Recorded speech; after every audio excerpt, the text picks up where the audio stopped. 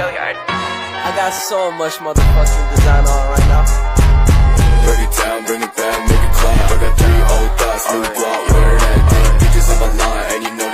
Judul buku Perahu Kertas, pengarang Dewi D. Lestari, penerbit Benteng Pustaka, tahun terbit Agustus 2009, jumlah halaman 440 halaman. Pada bagian pertama yaitu paragraf pengantar. Perahu Kertas adalah sebuah novel romansa remaja yang ditulis oleh Dewi Lestari yang menggunakan nama Penadi dan diterbitkan oleh Benteng Pustaka pada tahun 2009. Buku ini menceritakan kisah pertemuan antara dua remaja di situ Universitas di Bandung. Kianan adalah mahasiswa Fakultas Ekonomi yang gemar melukis, sementara gue adalah mahasiswa Fakultas Sastra yang gemar menulis dongeng sinopsis novel. Perahu Kertas berbicara tentang Kui, seorang gadis yang gemas berhayal dan menulis dongeng. Ia kerap kali membuat surat untuk Dewa Petrunus dalam bentuk perahu kertas yang dihanyutkan ke danau atau laut. Kecintaan Kui terhadap dunia sastra membuatnya menempuh pendidikan sastra di sebuah universitas di kota Bandung. Sementara itu, Kianan adalah seorang pria yang gemar menulis.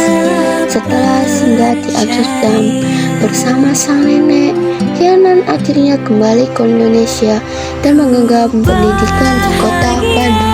Isi resensi. Bicara soal resensi novel Perahu Kertas karya Dewi Lestari 2016, pasti akan dimulai dari awal kisah ceritanya terlebih dahulu. Jadi, kisah ini dalam novel ini berawal dari Kianan yang saat itu baru tamat SMA. Setelah 6 tahun tinggal di Amsterdam bersama neneknya, ia harus pulang untuk melanjutkan kuliah di Fakultas Ekonomi di Bandung. Sesuai dengan kesepakatannya dengan sang ayah, dibanding masuk Fakultas Ekonomi, sebenarnya Kianan lebih senang menjadi pelukis yang berbakat turun dari sang ibu. Namun di sisi lain, terdapat seorang gadis bernama Kuki yang sangat unik dengan kehidupan yang penuh kejutan, bercita-cita sebagai pendongeng dan gemar mengoleksi buku dongeng di taman baca miliknya. Ia menyadari bahwa justru dongeng bukanlah profesi yang mudah diterima oleh anak. Namun, ia tetap yakin dan menemukannya niat tulis-menulis dengan berkuliah di Fakultas Sastra.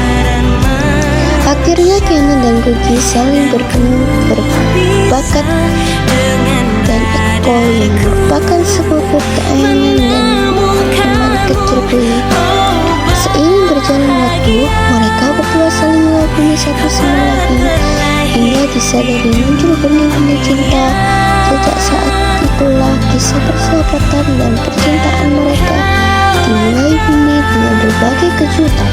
Kelebihan dari novel ini yaitu novel Perahu Kertas mengulas kisah menarik tentang persahabatan, percintaan, dan impian.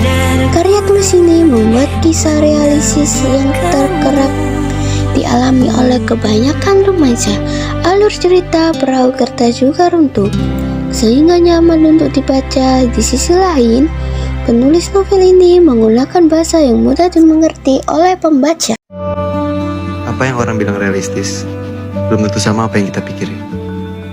Ujung-ujungnya kita juga tahu kok, mana yang diri kita sebenarnya, mana yang kita bukan diri kita, dan kita juga tahu apa yang kita pengen jalanin.